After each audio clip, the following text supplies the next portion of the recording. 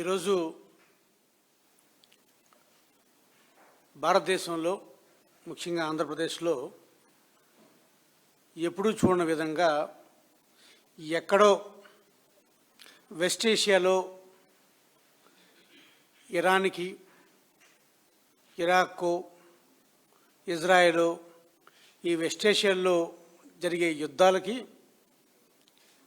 ఆంధ్రప్రదేశ్లో ఎటువంటి పరిస్థితులు ఉన్నాయనేది మనం ప్రత్యక్షంగా చూస్తున్నాం.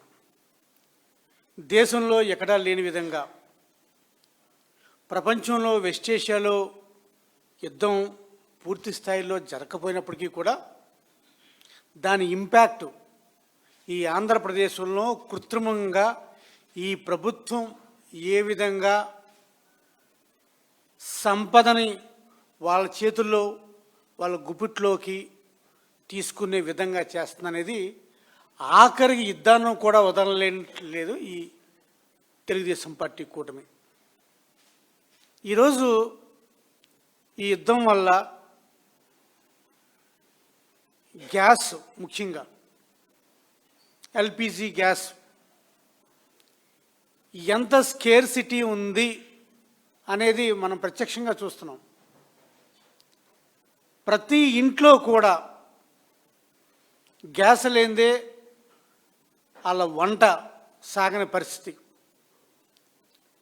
ఒక పక్కనేమో ప్రభుత్వాలు ఏం చెప్తున్నాయి, ఈ తెలుగుదేశం ప్రభుత్వం సరిపోయినంత గ్యాస్ ఉంది, మీరేమీ ఆధారపడవద్దు, మేము మీకు గ్యాస్ని సకాలంలో సరసమైన రేట్లకే మేము ఇచ్చే బాధ్యత అని చెప్తుంది. కానీ వాస్తవానికి ఏం జరుగుతుంది? 965 రూపాయలు ఉండే గ్యాస్ బండ ఈరోజు 3000 రూపాయలకి బ్లాక్ మార్కెట్లో, అది కూడా ఈ ప్రభుత్వం ఆ గ్యాస్ని బ్లాక్ చేసి బ్లాక్ మార్కెట్లో కూడా అమ్ముకుని అక్కడ కూడా సంపద సృష్టించే కార్యక్రమం తెలుగుదేశం పార్టీ మరి కూటమి నాయకులు చేస్తున్నారు. మరి ఓ పక్కన ఒక ఎల్పిజి గ్యాస్ కోసం, ఒక బండ కోసం విలేజ్లో అయితే ఒక 25 డేసు, విలేజ్లో అయితే 45 డేసు, పట్టణాల్లో అయితే 25 డేస్కే మేము గ్యాస్ ఇస్తామని చెప్పి ప్రభుత్వాలు ప్రకటిస్తున్నా సకాలంలో కూడా గ్యాస్ని అందించలేని అసమర్థ పరిపాలన ఈ తెలుగుదేశం ప్రభుత్వాన్ని.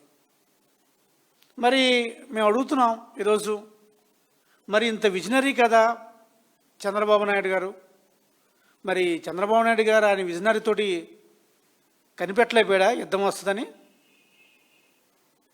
మరి ఇంత విజనరీ కదా చంద్రబాబు నాయుడు గారు, ఆ విజనరీతోటి ఈయన యుద్ధాన్ని ఆపొచ్చు కదా. అప్పట్లో చెప్పేవాడు కదా,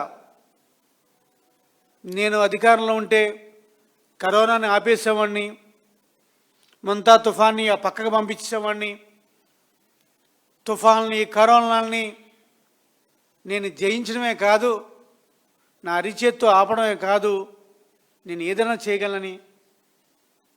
మరి మోడీ గారు ఎలాగో యుద్ధం ఆపలేకపోయాడు, మరి ఏమన్నా చంద్రబాబు నాయుడు గారు అవకాశం వచ్చుంటే ఆపేవాడు యుద్ధం. మరి యుద్ధం వల్ల, యుద్ధం జరగకముందే దాని పేరు చెప్పి ధరలు ఏ విధంగా పెంచేశారు అనేది ఒక్కసారి చూద్దాం.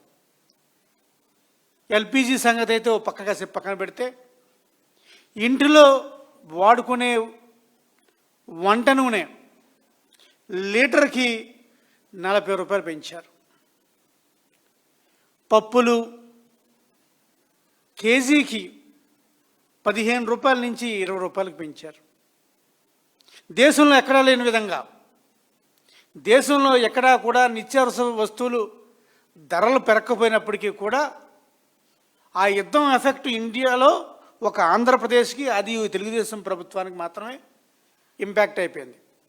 అంటే డబ్బు సంపాదించడానికి, వాళ్ళ అక్రమ సంపాదించడానికి ఈ సంపద సృష్టికర్తలకు యుద్ధాన్ని కూడా వదిలిపెట్టట్లేదు. మరి ఇంకా గ్యాస్ అయితే 2,000 నుంచి 3,000కి పెంచారు. ఇలా ఏది చూసుకున్నా సరే రేట్ల విషయంలో వీళ్ళంత పెంచినట్టుగా బహుశా భారతదేశంలో ఏ రాష్ట్ర ప్రభుత్వం కూడా ఇలా పెంచదు. మరీ జనాల్ని ఇబ్బందులు ఉన్నప్పుడు ఇలాగా పీడించుకోవడం అనేది ఈ ఒక్క తెలుగుదేశం పార్టీకి చెందింది. ఒకసారి ఈ వంట నూనెల సంగతి, ఈ నిత్యావసర వస్తువులకి కేవలం ఒకసారి నూనె సంగతి చూద్దాం. ఏ విధంగా నూనె రేట్లు పెంచారనేది. పామాయిల్ రేటు 2024లో వైఎస్ఆర్ కాంగ్రెస్ పార్టీ అధికారంలో ఉన్నప్పుడు 95 రూపాయలు ఉంటే 2025లో 113 రూపాయలు చేశారు.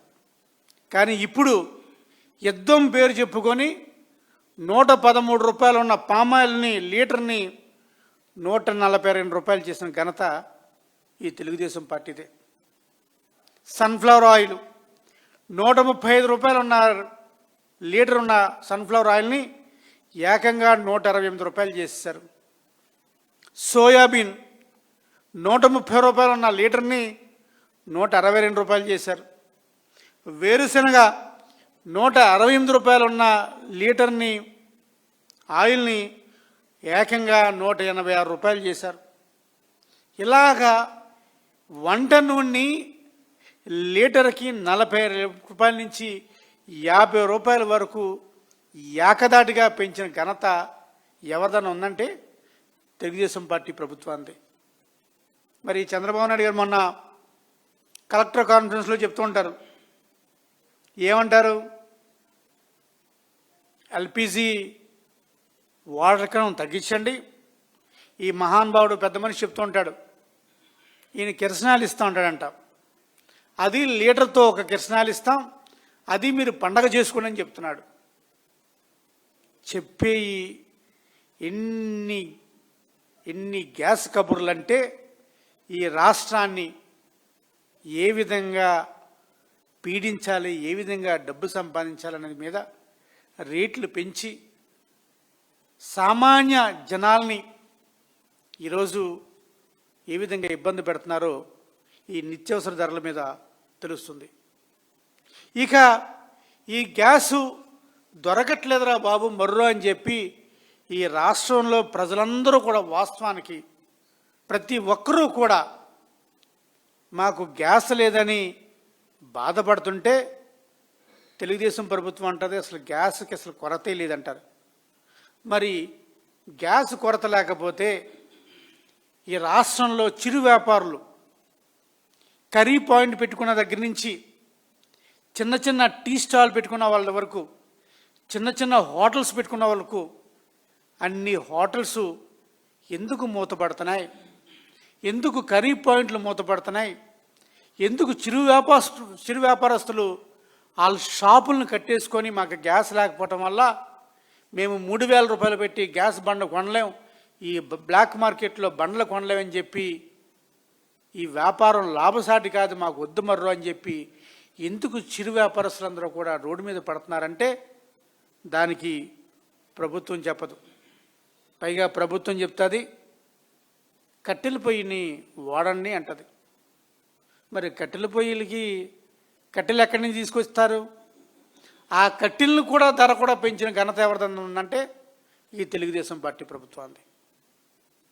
టన్నుకి ఎంత పెంచాలి అనేది కూడా వీళ్ళే డిసైడ్ చేసి మళ్ళీ పొరపాటున కట్టెలు ఎవరైనా తీసుకొస్తే ఆ కట్టెలు అడవుల నుంచి తీసుకొచ్చారా, ఎక్కడి నుంచి తీసుకొచ్చారా, దానికి పన్ను ఏదని చెప్పి కూడా దాని మీద కూడా పన్ను వసూలు చేసే దుర్మార్గమైన ప్రభుత్వం ఏదైనా ఉండే తెలుగుదేశం ప్రభుత్వాన్ని.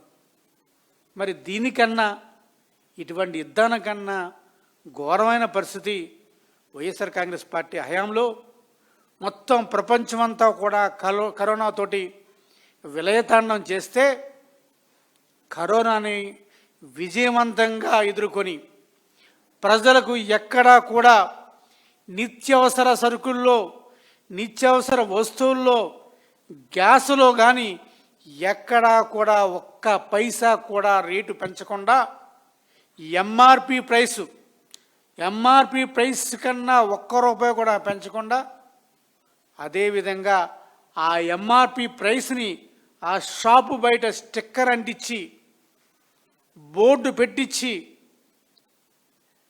అమ్మిన పరిస్థితి ఆ రోజు విజయవంతంగా చేసిన ఘనత జగన్మోహన్ రెడ్డి గారిది. మరి ఇప్పుడు ఏమైపోయినాయి ఈరోజు అటువంటి వ్యవస్థ అని అడుగుతున్నాను. కలెక్టర్ల మీటింగ్లో కలెక్టర్స్ అందరూ చెప్పారు, అయ్యా ఈ యుద్ధం వల్ల చాలా అనర్థాలు దారితీస్తాయేమో అని ఒక హైపోథెటికల్గా చెప్పారు. ప్రభుత్వం ఏం చేయాలి? భవిష్యత్తులో ఇటువంటి ఇబ్బంది రావచ్చు, ఇటువంటి ఇబ్బందాన్ని ధైర్యంగా ఎదుర్కోవాలి, ఇటువంటి ఇబ్బందిని విజయవంతంగా ఎదుర్కోవాలి. మీ పాలనా సామర్థ్యంతో ప్రజలకు ఇబ్బంది లేకుండా పరిపాలన చేయవలసిన ప్రభుత్వం అలా చేయకుండా గాలికి వదిలేసి ఈరోజు దీనివల్ల కూడా యుద్ధం వల్ల కూడా డబ్బు ఎలా సంపాదించాలని చెప్పి నిత్యావసర వస్తువుల రేట్లు పెంచడం, అదేవిధంగా గ్యాస్ మీద రేట్లు పెంచడం జరుగుతుంది. ఈ యుద్ధం పేరు చెప్పుకొని ఈరోజు నిజంగా కూడా యుద్ధం పేరు చెప్పి రాయలసీమలో ఈ మహానుభావుడు చెప్తుంటారు, చంద్రబాబు నాయుడు గారు చెప్తూ ఉంటారు, నేను హార్టికల్చర్ హబ్ చేస్తానని చెప్తూ ఉంటాడు. మాట్లాడితే హార్టికల్చర్ హబ్ కాదయ్యా బాబు, మ్యాంగో, బనానా, ఆనియన్, ఎగ్స్ ఏదైతే రాయలసీమ నుంచి ముఖ్యంగా అరబ్ కంట్రీస్కి, మిడిల్ ఈస్ట్ కంట్రీస్కి ఎక్స్పోర్ట్స్ అవుతున్నాయో ఆ ఎక్స్పోర్ట్లో భాగంగా ఈరోజు ఈ యుద్ధం వల్ల ఏ ఒక్క ఇంపోర్టర్ కూడా తీసుకొచ్చి ఒక ఎంఓయూ చేయించుకొని మేము ఇంపోర్ట్ చేసుకుంటాం మీ దగ్గర నుంచి అని చెప్పి ఏ ఒక్క అరబ్ కంట్రీ కూడా ముందుకు వచ్చి ఈరోజు మన సరుకు కొనన్న పరిస్థితి.